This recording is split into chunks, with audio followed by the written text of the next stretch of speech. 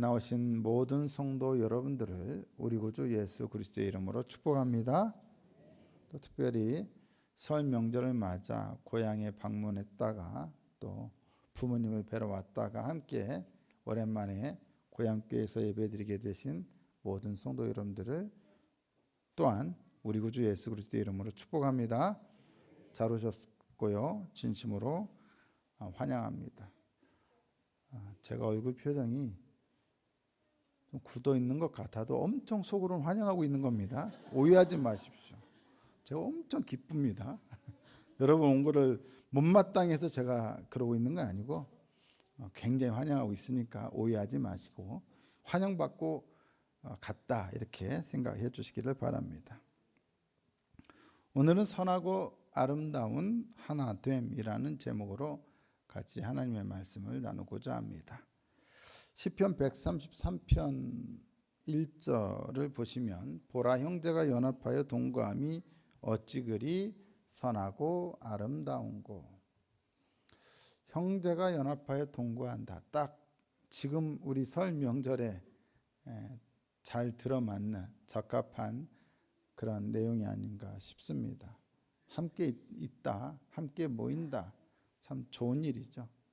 특별히 설 명절을 맞아서 온 세대에 통합 예배를 드리는데 지난번에도 말씀드렸지만 온 세대 통합 예배를 드리다 보면 유치부부부터 우리 주일학교 학생 또 중고등부 학생까지 다 예배를 드리기 때문에 어른들만큼 우리 아이들이 인내심이 좋지 않습니다. 혹시 아이들이 깝깝해하거나 답답해하면 얼마든지 다닐 수 있도록 선생님들 너무 아이들 제어하지 마시고요. 통제하지 마시고 자유롭게 해주시기를 부탁드립니다. 어른들은 아이들이 왔다 갔다 하더라도 아이들 소리가 들리더라도 그게 천상의 소리다, 천사들의 소리다 이렇게 생각하시고 은혜로운 소리로 간주하시고 이해를 해주시기를 바랍니다.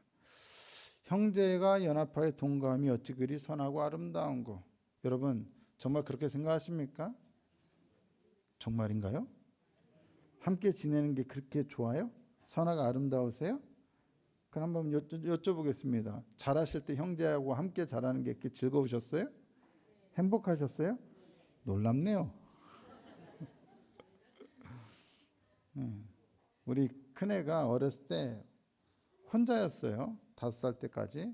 그래서 동생을 낳아달래요. 낳아줬어요. 한동안은 굉장히 이뻐하더라고요.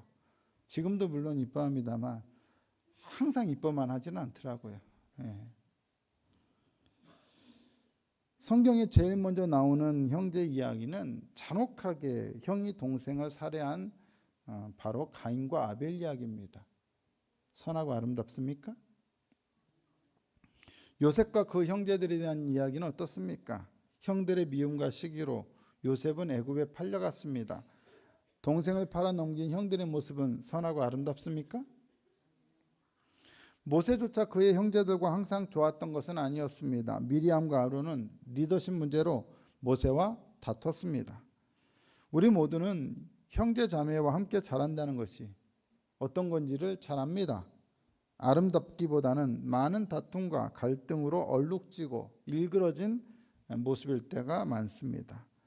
친형제, 친자매와도 힘들다면 교회에서 다른 성도들과 믿음의 형제 자매들로 산다는 것은 어떨까요? 쉬운 일이겠습니까? 선하고 아름다운 모습만 보일까요? 더 힘들지 않겠습니까? 그렇다면 시편 기자는 왜 이렇게 노래하고 있을까요? 이 시편은 다윗의 시입니다. 다윗이 왕이 될 때 이스라엘의 상황은 어땠습니까? 다윗은 이스라엘이 남과 북으로 분열된 상태에서 왕이 되었습니다. 남쪽은 유다 지파 주도로 다윗을 지지했습니다. 북쪽 지파는 여전히 어디를 지지합니까? 사울 가문을 지지하고 있었습니다. 할 수 없이 먼저 유다 지파 주도로 다윗은 남쪽만의 왕이 되었고 어느 정도 내부 분열이 해소된 이후에야 북쪽까지 통합하여 전 이스라엘의 왕이 되었습니다. 그는 왕이 된 이후로 원하든 원하지 않든 꾸준히 사울 가문을 지지하는 사람들과 갈등을 겪어야만 했습니다. 이스라엘은 여전히 각 지파들의 특색이 강했고 국가로서의 연합 의식도 부족했을 뿐만 아니라 지파 간의 심각한 분열과 알력도 있었습니다. 우리나라는 부족 문화, 시족 문화, 지파 문화를 이제 경험해 본 지가 너무 오래되었습니다. 하지만 제가 한동안 살았던 요르단에는 여전히 부족 문화입니다. 부족의 힘이 셉니다. 부족장의 힘이 셉니다. 그래서 부족 간의 이 알력이 있을 수 있기 때문에 왕이 통치하는 사회임에도 불구하고 그것들을 항상 조정을 잘해야 했습니다. 우리나라는 어떤 사람들이 장관 됩니까? 능력 있고 실력 있고 검증된 사람, 그죠? 그 분야에서 나름대로 검증된 사람들을 장관으로 임명합니다, 대통령이. 그런데 요르단 같은 경우는 다는 아니겠지만 그런 이야기를 들었습니다. 어떤 사람들을 장관을 세우냐? 부족의 족장들 내지는 힘 있는 사람들 장관을 세운다는 겁니다. 그래서 저번에 이 부족에서 장관이 됐으면 다음에는 당연히 다른 부족 장관을 세운다는 거예요. 이런 식으로 뭐합니까? 돌려막기 한다는 겁니다. 그래야 부족들이 왕권에 도전을 안 한다는 겁니다. 이게 부족 간에 이게 한 나라를 이룬다는 게 요즘도 그러는데 옛날에는 얼마나 힘들었겠습니까? 이스라엘의 상황은 그랬습니다. 그래서 다윗은 크게는 남쪽과 북쪽, 작게는 모든 지파 간의 연합을 최우선적인 국정 운영 과제로 삼을 수밖에 없었습니다. 지금까지 이스라엘은 줄곧 형제들끼리 분열하고 반목하고 심지어 전쟁까지 벌이는 악순환 속에 놓여 있었습니다. 다윗은 그러한 악순환을 끊기 위해서 노력해야 했습니다. 그것을 위해 그는 향후 이스라엘의 운명을 영원히 바꿀 아주 중요한 두 가지 정책을 시행하게 됩니다. 첫 번째 정책은 바로 북쪽과 남쪽 어느 쪽에도 치우치지 않고 중립적인 곳에 위치한 예루살렘을 왕국의 수도로 정한 일이었습니다. 당시 예루살렘은 여부스 족속이 차지하고 있었고 따라서 남쪽 땅도 북쪽 땅도 아니었습니다. 지리적으로 그리고 무엇보다도 정치적으로 중립적인 땅이었습니다. 지도가 보이시죠? 가운데 딱 빨간색으로 동그라미 쳐진 곳이 바로 예루살렘입니다. 지리적으로 북쪽과 남쪽 전체 중앙 정도에 차지하고 있습니다. 잘 보이시죠? 여러분들 영안이 열려서 잘 보이지 않습니까? 믿음으로 보고 있습니다. 지금 다윗은 이곳을 정복하여 왕국의 수도로 삼는다면 남과 북이 하나로 연합하는 데 큰 도움이 될 것이라 여겼습니다. 다른 정책 하나는 왕국의 수도로 삼은 예루살렘의 시온산에 하나님의 언약궤를 안치하는 것이었습니다. 그로 인해 이제 예루살렘은 단지 정치적 수도에 머무는 것이 아니라 영원토록 이스라엘의 종교적 수도가 되게 되었습니다. 이제 이스라엘의 하나됨은 단지 정치적인 수단을 통해서가 아니라 철저히 종교적이고 신앙적인 방식을 통해 이루어지게 될 것입니다.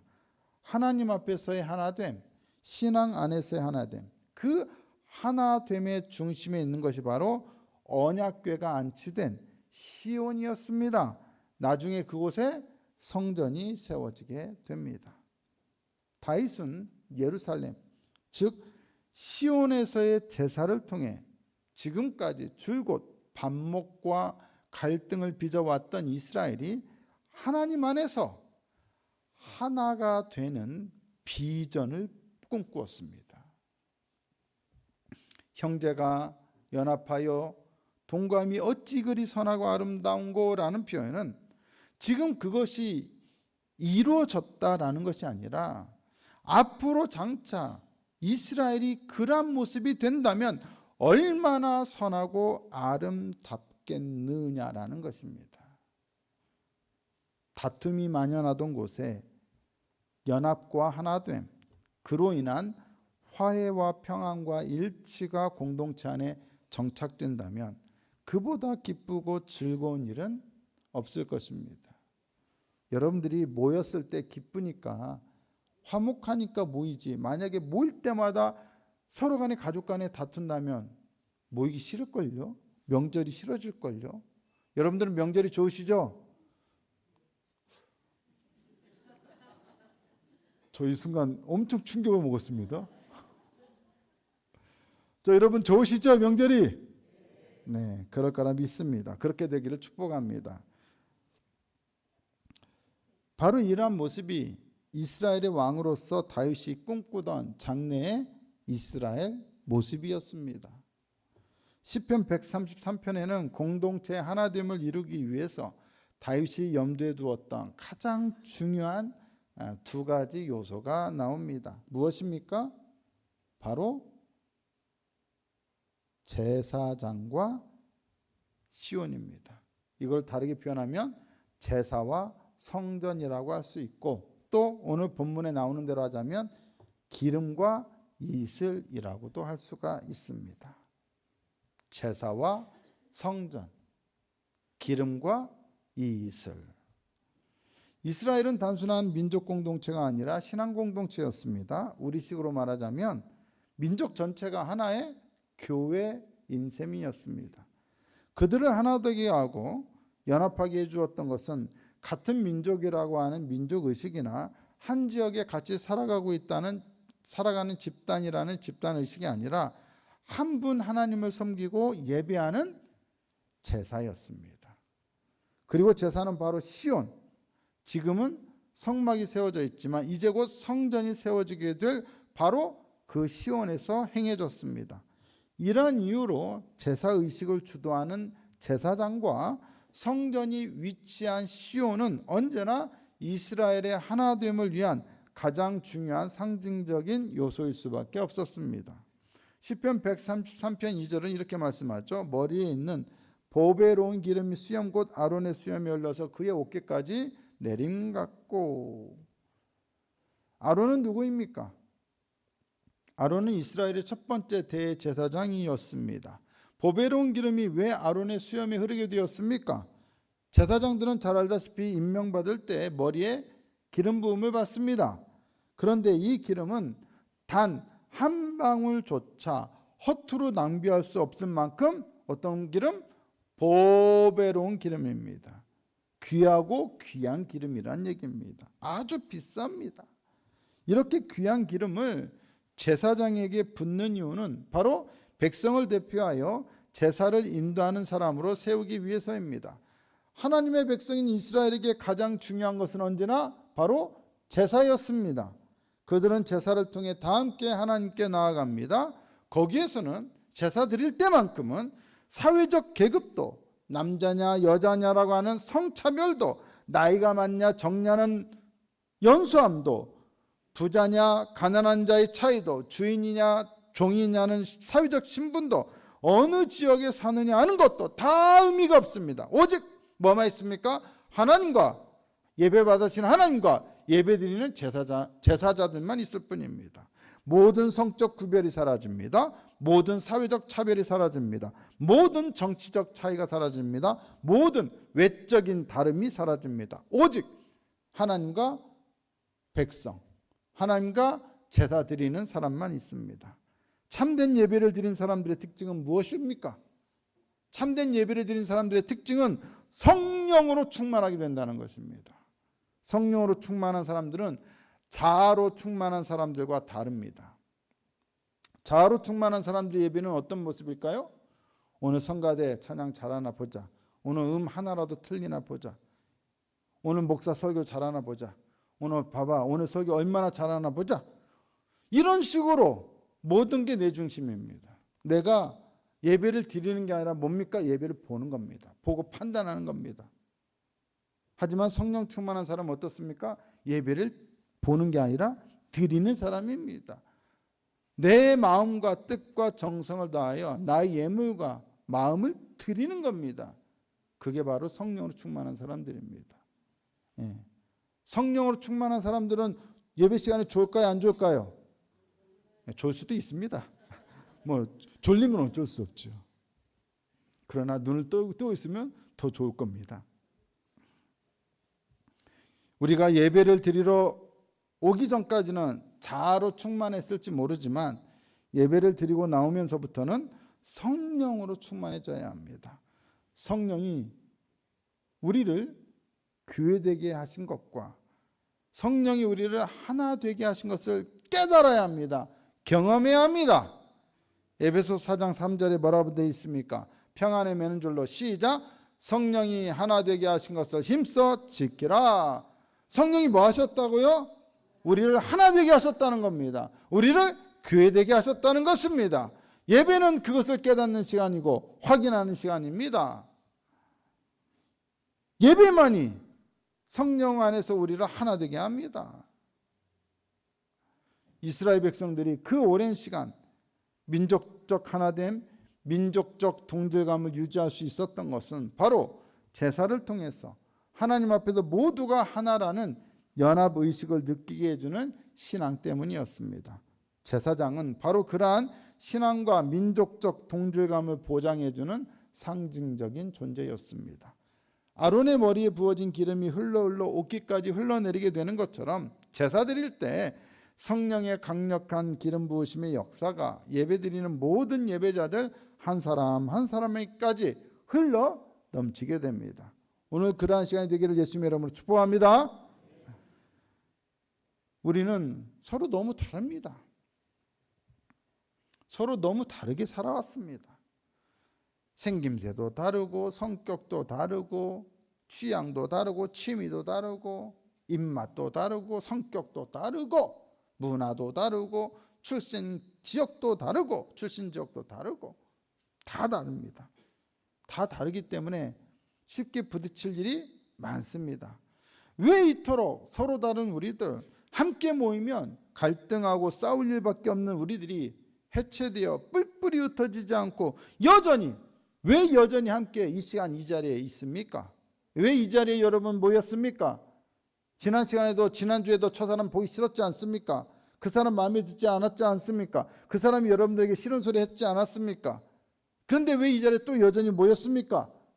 무엇 때문입니까? 바로 예배 때문입니다. 여러분들 이 자리에 함께 모인 이유는 단 한 가지, 제사자가 되기 위해서입니다. 예배자가 되기 위해서입니다. 우리는 서로가 서로에게 빠져든 존재라서 함께 모이는 것이 아니라 하나님께 흠뻑 빠져든 존재가 되었기에 함께 모입니다. 서로를 바라보는 존재라서가 아니라 하나님을 바라보는 존재라서 모입니다. 사람들 때문에 나는 냄새 때문이 아니라 제사장의 머리에 부어진 그 기름에서 나는 향기롭고 은혜로운 냄새 때문에 모입니다. 성경에서 기름은 성령을 상징합니다.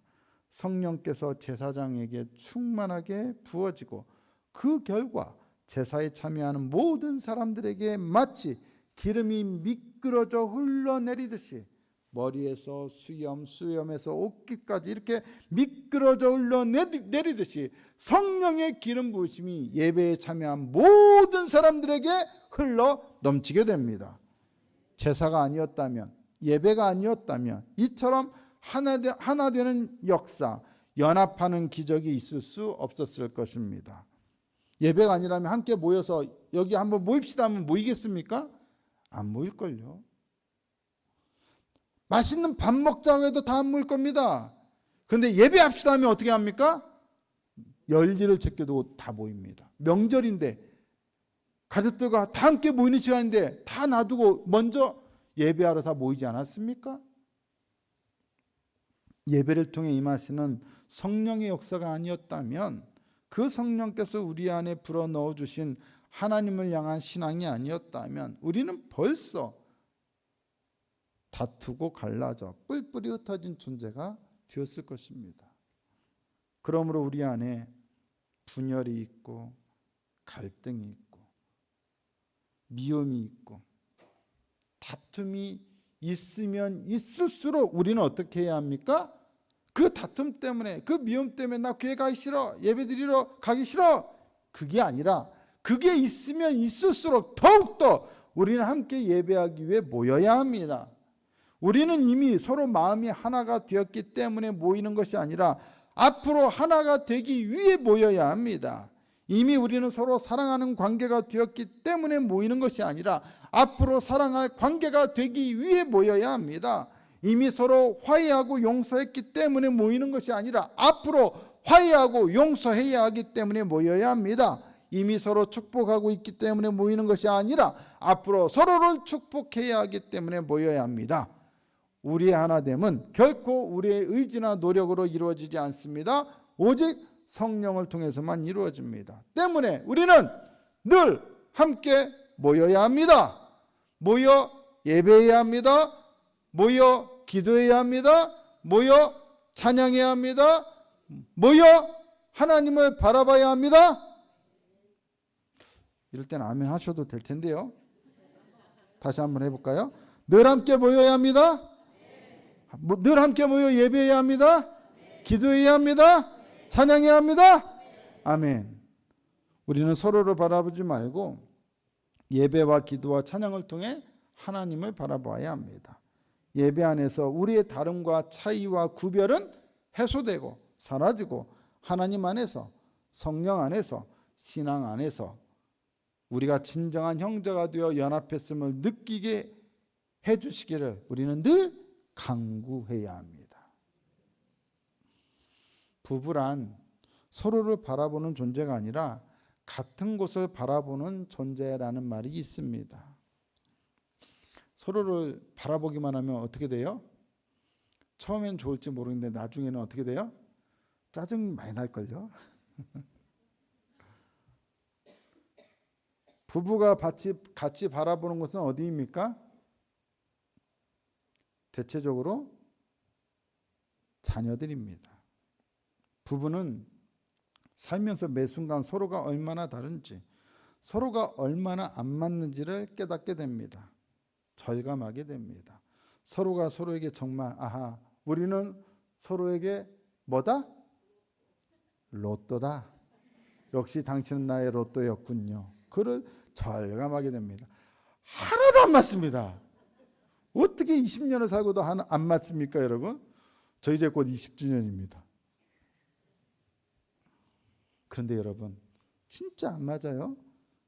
하지만 자녀를 같이 바라볼 때 부부가 느끼는 것이 있습니다. 바로 우리가 이 아이들의 부모라는 것을 느낍니다.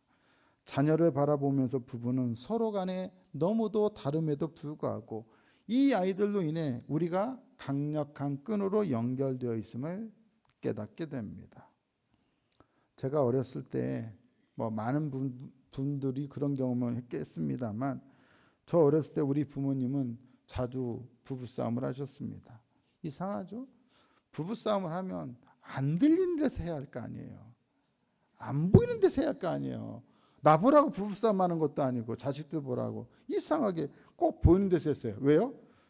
단칸방이 없으니까. 방이 따로 없었어요. 근데 꼭 부부싸움 하실 때 다행히도 그나마 저녁에 다 잘 때 하시긴 했어요. 근데 잠결이 들리잖아요. 소리가 커지면. 근데 부부싸움 하실 때 이 부모님들이 그 싸움하면서 좋아! 이혼해! 이혼이란 말을 가끔 입에서 뱉으셨어요. 그 말이 귀에 들렸어요. 제가 그런 경험이 있어가지고 한 번은 다 커가지고 장난 삼아서 농담 반 진담 반 한 번은 어머니에게 엄마 이혼하신다면서 왜 이혼 안 하셨어요? 물어봤어요. 그랬더니 세상 모든 엄마들의 공통 같은 레퍼토리로 말씀하시더라고요. 자식들 때문에 참았다 이거예요. 너희들 때문에 참았다 이거예요. 예. 아마 그런 경우가 많이 있을 걸요. 우리 세대 부모님들은 아마 대부분 그러셨을 것 같습니다. 물론 모든 부부가 다 그렇지는 않습니다. 또 자녀 있는 부모라면 이혼하면 안 된다는 것도 아닙니다. 하지만 대체적으로 갈등이 있다가도 함께 자녀를 보면 참는 것이 부모이고 함께 바라보는 자녀를 통해서 하나됨, 연합을 느끼는 것이 부모입니다. 항상 갈등이 있으면 자녀들을 바라보십시오. 그리고 참으십시오. 중요한 것은 부부가 함께 같은 곳을 바라볼 때 갈등이 해소될 수 있다는 것입니다. 그게 자녀가 되었든 비전이 되었든 신앙이 되었든 같은 곳을 바라볼 때 우리는 갈등을 해소할 수 있습니다. 성도의 하나됨 역시 마찬가지입니다. 여러분, 교회만 오면 꼭 그런 사람도 있지 않습니까? 꼴 보기 싫은 사람 한두 사람쯤 있습니다. 없으면 그 사람은 기적을 살아가고 있습니다. 그 꼴 보기 싫은 사람 때문에 은혜가 떨어지고 말을 아주 그냥 뻔데 없이 하는 사람들이 있죠. 말을 해도 어떻게 꼭 얄밉게 꼭 말을 그렇게 하는지, 그죠? 이쁘게 할 수 있으면 얼마나 좋아요. 근데 말을 아주 뻔데 없이 하는 사람 때문에 교회가 나오기 싫어지고, 아주 마음에 안 맞는 사람들이 교회에 꼭 한두 명쯤은 있기 마련입니다. 교회란 원래 그런 곳입니다.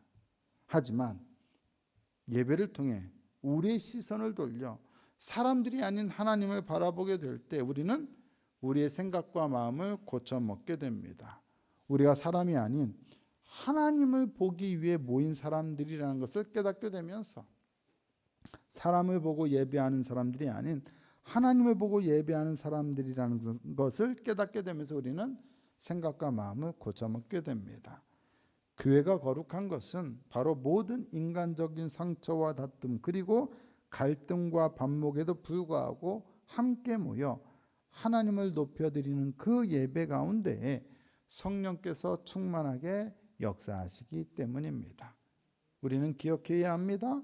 우리의 하나됨을 보장해 주는 것은 언제나 성령이시고, 그 성령은 우리와 함께 모여 하나님께 올려드리는 예배를 통해서 강력하게 우리에게 임하십니다.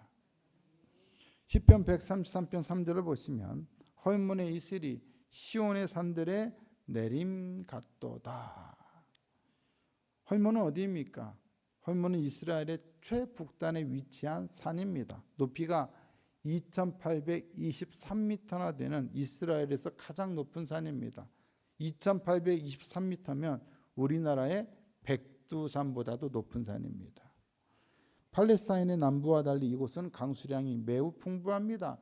연 강수량이 1300mm 이상입니다. 낮과 밤의 심한 일교차로 인해서 이 헐몬산에는 이슬이 많이 내립니다. 때문에 헐몬의 이슬이란 많은 이슬을 의미한다고도 볼 수 있습니다. 반면 시온은 메마르고 건조한 지역입니다. 시온에도 이슬이 내리긴 하지만 헐몬만큼 많지는 않습니다.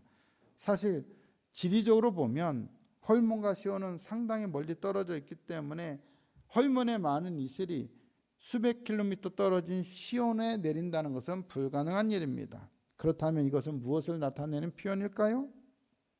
중요한 것은 헐몬이 이스라엘의 북쪽에 있다는 것입니다. 여기에서 이슬이 상징하는 것은 무엇일까요? 시편 110편 3절 우리가 잘 아는 말씀을 보시면, 주의 권능의 날에 주의 백성이 거룩한 옷을 입고 즐거이 헌신하니 새벽 이슬 같은 주의 청년들이 주께 나오는 도다. 주의 청년들을 무엇으로 비유했습니까? 새벽 이슬 같은, 그만큼 많다는 겁니다. 새벽에 이슬이 쫙 내려 있잖아요. 바닥에, 땅바닥에. 그만큼 청년들이 많다는 거예요. 사람들을 무엇으로 비유했어요? 이슬에 비유했죠. 만약에 헐몬의 이슬이 이와 같이 사람을 가리킨다면, 그렇다면 헐몬에 많은 이슬이란 북쪽 지파의 많은 사람들을 의미하는 것으로 볼 수 있겠죠. 북쪽 지파의 많은 사람들이 시온에 온다는 겁니다. 그죠? 시온에 왜 옵니까? 그렇죠. 예배드리러. 시온에 예배 처소가 있기 때문입니다. 북쪽에 있는 형제들이 예루살렘 시온으로 예배하기 위해서 몰려드는 모습을 시적으로 묘사한 것일 수 있다는 것입니다. 헐몬의 이슬이 시온의 산들에 내리는 이유는 바로 성전 때문입니다. 예배 때문입니다. 성전으로 인해 각각 북쪽과 남쪽의 이스라엘 백성들이 시온에서 만납니다. 한 분 하나님을 예배하기 위해 모인 그들은 거리적으로 얼마나 멀리 떨어져 살았든, 정치적으로 어떤 입장을 취했든 성전에서의 예배를 통해 하나됨을 이루는 형제라는 것을 서로 확인하게 됩니다. 이사야 2장 3절을 보시면, 많은 백성이 가며 이르기를 오라 우리가 여호와의 산에 오르며 야곱의 하나님의 전에 이르자 그가 그의 길을 우리에게 가르치실 것이라 우리가 그 길로 행하리라 하리니 이는 율법이 시온에서부터 나올 것이요 여호와의 말씀이 예루살렘에서부터 나올 것임이니라. 시온에는 성전이 있습니다. 그 성전에서는 제사장의 인도 아래 제사가 드려집니다. 그리고 제사 드리는 가운데 말씀이 제사장을 통해서 선포됩니다. 북쪽의 사람들과 남쪽의 사람들이 함께 성전에 모여 예배할 때 제사장을 통하여 하나님의 말씀이 그들 모두에게 선포되고 마치 하늘에서 이슬이 내리는 것 같이 하나님의 말씀이 그들 모두 위에 내립니다. 헐몬 지역과 같이 영적으로 풍요로운 사람에게든 시온 지역처럼 영적으로 메마른 사람에게든 누구에게나 하나님의 말씀이 주어집니다. 말씀이 선포되면 오직 누구의 말씀만 듣게 됩니까? 하나님의 말씀만 듣게 됩니다.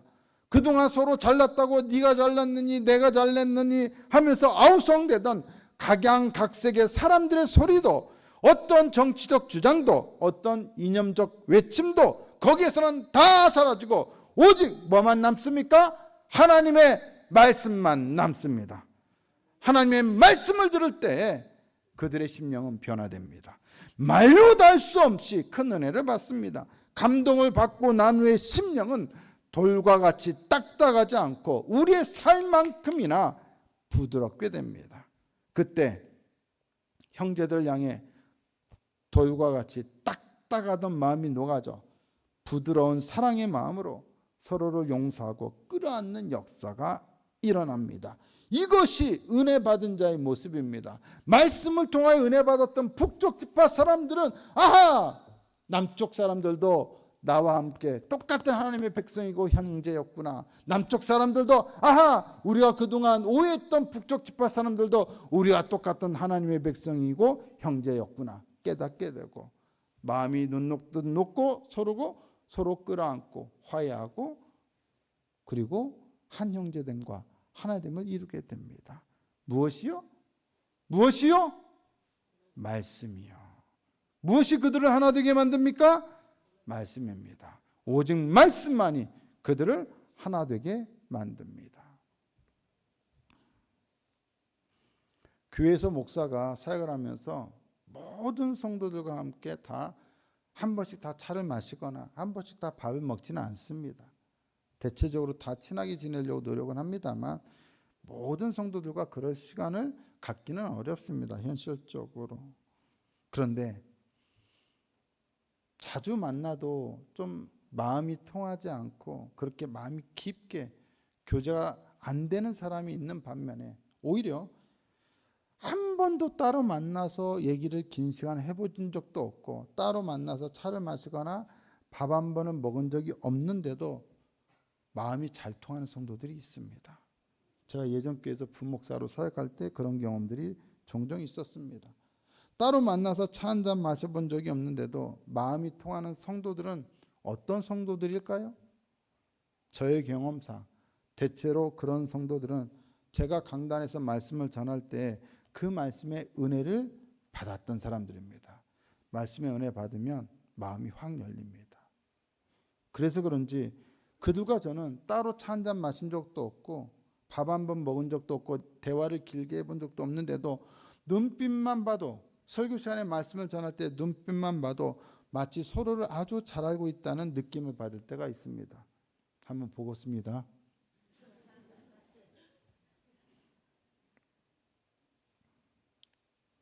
그들과 저 사이를 친밀하게 만들고 더욱 단단하게 결속시켜주는 것은 인간적인 어떤 만남이나 대화가 아니라 뭐였습니까? 하나님의 말씀이었습니다. 하나님의 말씀이 바르게 선포되는 곳에서는 이와 같이 영적인 연합과 하나됨이 이루어집니다. 하나님의 말씀을 통해 성령이 역사하여 영적으로 하나됨을 이루게 해주시기 때문입니다. 영의 역사가 일어납니다. 성전에서는 언제나 하나님의 말씀이 선포됩니다. 그 말씀은 어떤 말씀입니까?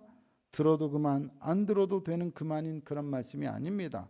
하나님의 말씀은 제대로 듣기만 하면 반드시 하나님의 은혜에 흠뻑 적게 만듭니다.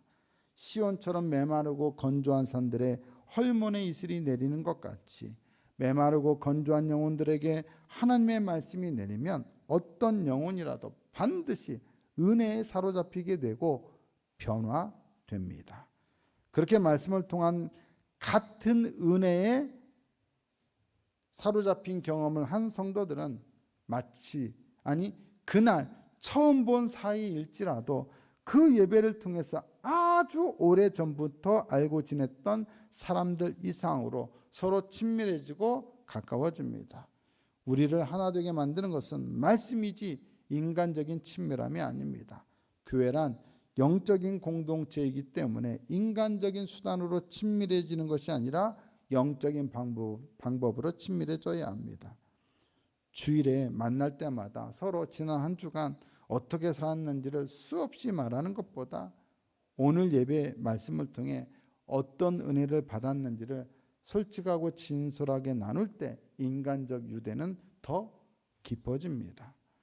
너무도 다른 우리들, 너무도 다르게 살아온 우리들이지만 하나님께서 우리들 가운데서 말씀으로 동일하게 역사하셨음을 깨달았을 때 그 사람의 심령에도 내 심령에도 우리 모두 가운데 말씀으로 역사하셨음을 깨달을 때 우리가 참으로 영적인 공동체요 영적인 가족이라는 것을 느끼게 됩니다.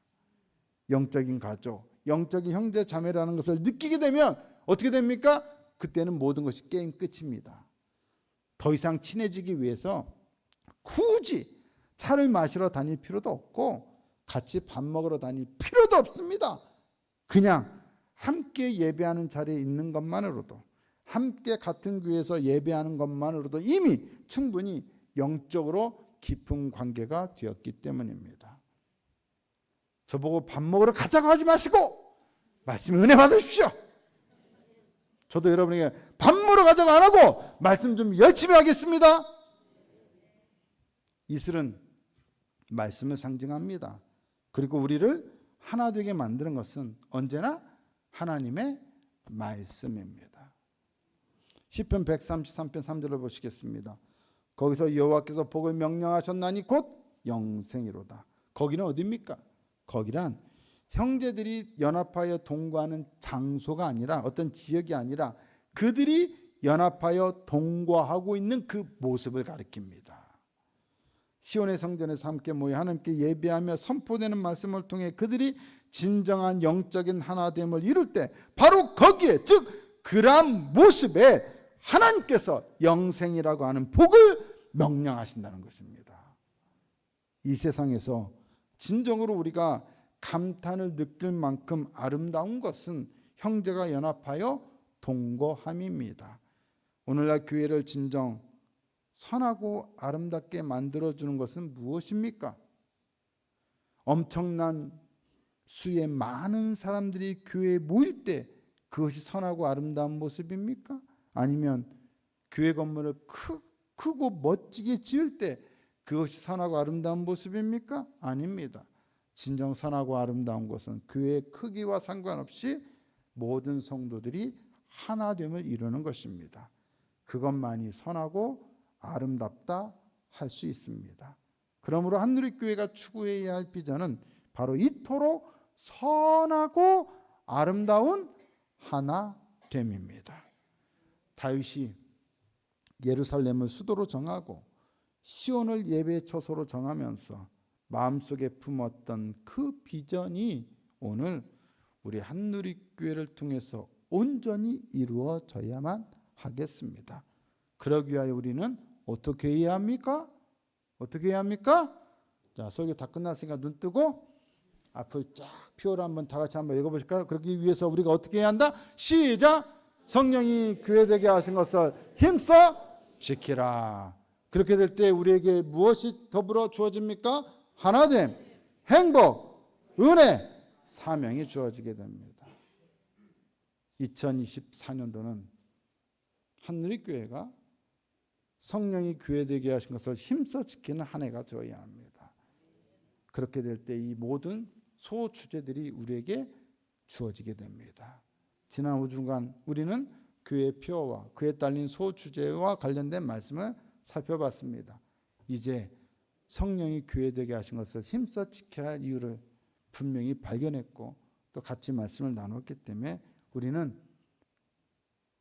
교회된 것을 힘써 지켜야 합니다. 그것이 우리에게 주어진 2024년도 한 해의 비전이요 목적입니다. 삶의 목적이요 신앙의 목적이요 교회의 목적입니다. 그렇게 될 수 있는 우리 한누리교회와 모든 성도 여러분들 되시고 또 오늘 고향교회 방문하신 여러분들 또한 여러분들이 섬기시는 교회로 돌아가셔서 그렇게 하시는 성도들이 다 될 수 있기를 우리 구주 예수 그리스도의 이름으로 축복합니다.